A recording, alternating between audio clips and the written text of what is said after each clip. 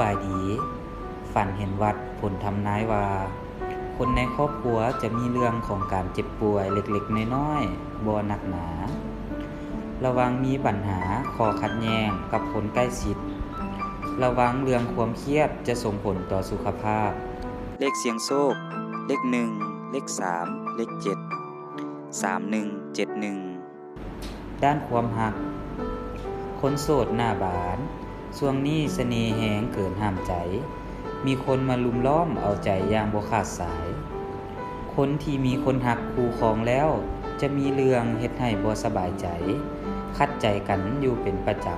ำค่อนข้างหุนแหงง้อแล้วก็บ่คอยหายเครียด